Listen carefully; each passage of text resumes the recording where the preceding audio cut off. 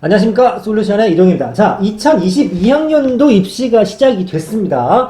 이제 올해 2021년도인데, 이제 정시도 마무리가 되고, 적어도 지금 고등학교 1, 3학년 학생들은 올해 이제 입시 이 뉴스를 보고, 이제 내 차례구나. 내년은 내 차례구나. 이렇게 생각하실 텐데, 여러분들 생각도 못 하셨죠. 내가 고3이라니.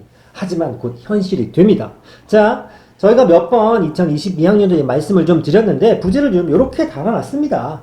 야, 네가 수험생이라면 요 정도는 알고 준비해라. 제발 멍청한 짓을 좀 하지 말아라. 라는 식으로 이제 제가 이야기를 시작할 텐데, 올해의 입시가 3년째 계속 바뀌고 있죠. 그러니까 작년에 이랬다더라. 재작년에 이랬다더라. 이걸로 올해를 준비하시면 크고 다칠 수가 있습니다. 변화가 되게 많은 해이기 때문에 저희가 영상을 간단하게 좀 소개해드린 적이 있습니다만, 복습 차원에서 디테일한 정보를 조금 추가해서 복습 영상이라고 보시면 되는데, 총정리 영상이다 라고 보시면 될 것 같습니다. 막상 영상을 제작하다 보니 생각보다 내용이 많아서 영상이 좀 분리가 될 수도 있다는 점 양해해 주시고, 먼저 첫 번째 요것부터 좀 살펴보도록 하겠습니다. 올해 대학 입시에서 가장 화두가 되는 부분은 바로 이 키워드죠. 정시 확대. 자, 저가 학교 다닐 때는 전부 다 정시로만 학교를 갔었죠. 하지만 중간에, 특히나 요즘에는, 수시 전형으로 가려고 하는 학생들이 훨씬 압도적으로 많죠. 왜? 수능 공부하는 게 솔직히 쉽지가 않거든요. 물론 내신 따기도 쉽냐라고 따질 수 있겠습니다만, 그래도 웬만한 학교에서 내신 관리하는 게 전국적으로 덤비는 수능 1등급 맞는 것보다는 수월할 확률이 높기 때문에 그런 얘기가 나올 수가 있지요. 부대로 학종 감소라고 되어 있는데, 약간 스토리를 한번 짚어보도록 하겠습니다. 자, 정시 확대를 누가 결정하느냐? 여러분들 대학에서 결정할 거라고 생각하시면 절대 그렇지 않습니다. 이 교육 정책이라고 하는 건 정부에서 주도를 조금 하지요. 그래서 뭐 고교 기업 정상화의 한 기여 대학, 무슨 대학 해가지고 선정이 됐다. 막 광고 지나가다 보면 막 현수막 붙어있는 학교 근처에 대학교에 사시면 그런 걸 보신 적이 있을 텐데, 그게 다 뭐냐면, 야, 학생들을 뽑을 때 또는 대학생들을 교육을 시킬 때 우리가 원하는 방향으로 좀 맞춰주면 안 되겠어? 그러면 내가 너희들한테 뭔가를 좀 제공해 주겠어. 자, 종합전형이라는 게 실은 미국식 교육 이 시스템인데, 그걸 들여오는데, 야, 입학사정관이나 이 입사관, 면접관들을 좀 뽑아서 학생들을 종합적으로 판단하고 뽑아주면 어떻겠어? 야, 수능이나 학력고사 봐서 공부 잘하는 게 장땡은 아니잖니? 약간 이런 의도로 시작을 했죠. 그러다 보니까 생소한 거를 받아들이는데 대학교에서 좀 불편한 부분이 있었으나, 나라에서 어떻게 했냐면 막 수십억씩 지원을 해줍니다. 야, 그거 하려면 돈 필요하고 인력도 필요하니까 지원을 좀 해줄 테니 그런 걸 좀 한번 해보는 게 어떻겠어? 그러면 제가 해보겠습니다 라는 학교부터 예산을 좀 할당해주고 인원을 뽑아서 수년째 이게 활용이 되고 있지요. 그래서 다양성을 존중하는 전형 뭐 이랬었는데, 최근에 이제 이 부분에 문제가 좀 생겼죠. 브레이크가 털린 게 너무 수시 위주로 쏠려. 그리고 거기에 공정성 논란이 불거지기 시작했죠. 뭐 불법이라기보다는 조금 뭐 이렇게 버프를 받고 입학하는 이런 뉴스들이 나오기 시작하니까 욕먹기 싫은 거죠. 그래서 약간 공정성을 확대해보자. 그래서 너무 편파적이면 안 되니 좀 조절을 하자라는 의미로 올해부터 정시를 조금씩 늘리기 시작했습니다. 자, 그러면 야, 나는 원래 정시파가 아닌데 정시 늘리면 나랑 무슨 상관이 있겠어 라고 생각하실 수 있겠습니다만, 적어도 대한민국에서 대학을 가려고 마음 먹고 그래도 나는 좋은 대학을 가야겠어라고 한 번이라도 생각하시는 분들은 이 영상을 꼭 참고하셔야 되는 게, 여러분들이 생각하는 것보다 훨씬 비율이 높아집니다. 사설이 좀 길었습니다만, 서울에 있는 상위권 대학 위주로 한번 설명을 해볼 텐데, 자, 이 통계의 허구라고 할까요? 이런 게 좀 있습니다. 학년도별 정시 비율입니다. 자, 여기서 말하는 건 뭐냐면 전국의 모든 대학교를 포함해서 전국에 한 200 몇 개 정도의 4년제 대학이 있습니다. 그 중에서 정시 비율, 교과 비율, 종합 비율, 기타 비율 이런 걸 따졌을 때 비율이 어떻게 되냐면, 2020학년도 2년 전이죠. 전체의 22.7%만 정시로 뽑았어요. 즉, 이 수치만 보면 5명 중에 1명 정도만 수능으로 대학을 간다 이 말이죠. 그래서 작년부터 좀 늘었다라는 뉴스를 들으셨을 텐데, 문제는 뭐냐면 2021학년도에도 역시 0.3%밖에 안 늘었어요. 그리고 제가 영상 시작할 때 뭐라고 그랬냐면, 야, 올해 엄청 늘었어요. 무시하시면 안 돼요. 라고 얘기를 했는데 몇 프로 늘었냐면 1.3%가 늘었습니다. 자, 전국에는 200개 대학을 기준으로 따졌을 때는 어떤 전형이 압도적으로 많냐면 반 이상을 교과로 뽑습니다.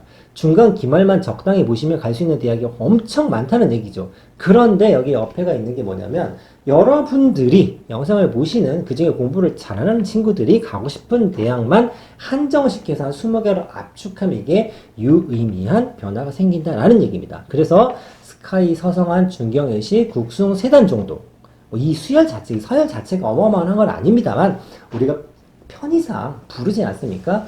그 정도 라인까지 한번 살펴볼 겁니다. 먼저 자 여기 보시면 서울대가 2021에서 2022로 넘어갈 때 뭔 짓을 했냐면 10%를 늘려버렸죠. 연대는 30.7%에서 40%. 자, 고대를 좀 주목하셔야 됩니다. 18.4에서 40.1%. 물론 정원 내냐, 정원 외냐 인원에 따라서 조금씩 수치 차이는 있습니다. 기관마다 무려 2배 이상으로 정시 비율이 늘어났죠. 그러니까 좋은 학교에서 정시 비율이 늘어났다는 얘기예요. 안 좋은 학교가 아니라 지방에 있는 이름 모를 4년제 대학이 아닌 우리가 이름 들으면 나 그 학교가 됐으면 나 그 학교 과잠을 입고 싶어 이런 학교들이 정시 비율을 늘렸다는 얘기입니다. 그래서 실제로 여기에다가 논술 전형 같은 경우는 수시보다는 정시 색깔을 좀 띄기 때문에 올해부터는 몇몇 학교는 논술과 정시를 합치면 거기다 2월 인원까지 합치게 되면 전체 절반 이상은 정시로 뽑는 학교들이 생긴다라는 얘기죠. 그러니까 무시하시면 안 된다라는 얘기입니다. 수치가 얼마냐? 좀 보겠습니다. 2023학년도, 그러니까 내년이죠. 올해는 2022년도지만 내년 2023학년도입니다.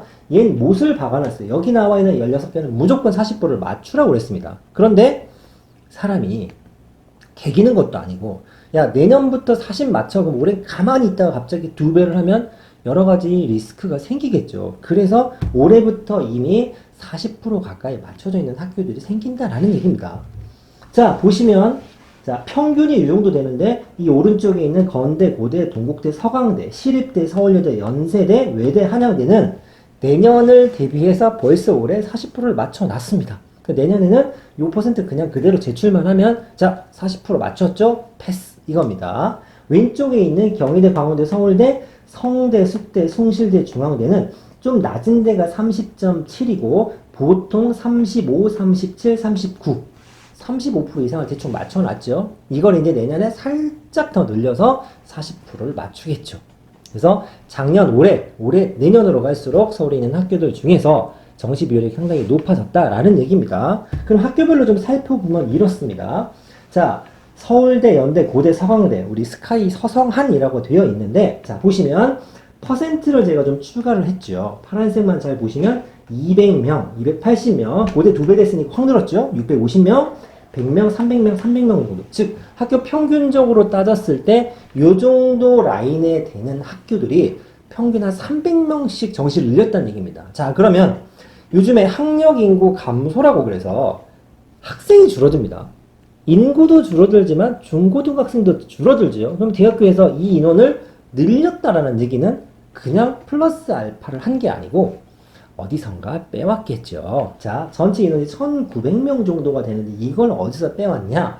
대부분 여러분들이 잘 알고 계시는 학생부 종합전형에서 빼왔습니다. 논술 줄어든다는 얘기도 들으셨겠지만 논술은 몇 년 전부터 차근차근 줄이고 있고 특기자 전형도 거의 없어지다시피 했기 때문에 빼올 때가 어디밖에 없어? 종합전형밖에 없어서 종합전형에서 빼왔다고 생각하시면 됩니다. 6개에서 1900명입니다. 자, 다음을 보시면 조금씩 누적을 할 텐데 여기 보시면 200명, 300명 정도 되다가 여기 보시면 어디죠? 경희대가 466명. 경희대. 실은 이 정시가 확대됐습니다라고 했을 때 이 정도 라인업에서 가장 눈에 띄는 대학은 고대랑 경희대입니다. 뭐 시쳇말로 이런 식이죠. 경희대 네오 르네상스 전형이라든가 고려대 같은 경우는 몇 년 전에 이미 논술도 없애버렸고 학교정 춘천으로 학생들을 굉장히 많이 뽑기 시작했거든요. 그러니까 그 얘기가 무슨 얘기냐면 야 니네 정시나 논술 이런 거 하지 말고 종합적인 판단을 해서 학생을 뽑으라니까 우리가 지원해준다니까 이렇게 나라에서 얘기하는 걸 굉장히 잘 들었던 학교입니다. 그래서 수시 비율이 압도적으로 높았고 경희대도 네오 르네상스라는 전형을 거의 바꾸지 않고 수년째 유지하고 있었는데 느닷없이 공정성 논란을 들이대면서 정시를 늘리려고 하니까 좀 빡쳤죠. 좋아? 늘리라고? 알겠어. 맞춰줄게. 그래서 훅 늘어진 25에서 37이고 내년에 여기서 최소한 3%가 더 늘어나겠죠. 그래서 눈에 띄는 수치가 고려대하고 경희대 같은 경우는 좀 다른 학교에 비해서 좀 많이 늘어난 편입니다. 자, 여기까지 하나, 둘, 셋, 넷, 다섯, 여섯, 일곱, 여덟, 아홉, 10개가 2,833명이 증가했죠. 많지 않습니까? 2,800명 정도를 쉽게 말해서 아주 쉽게 생각하면 이럽니다. 종합전형에서 뽑아서 정시에 늘렸다라고 생각하셔도 크게 오차가 없습니다. 2,800명이 어쨌냐라고 생각하실 수 있겠지만 여기까지만 하면 보통 연대나 고대 꽤나 큰 학교인데도 입학 정원이 4,000명 정도 되는 거니까 서울에 있는 적당히 큰 규모의 학교가 하나 더 생겼다라고 생각하시면 조금 와 닿으실 수도 있습니다. 조금 더 내려가 보도록 하겠습니다.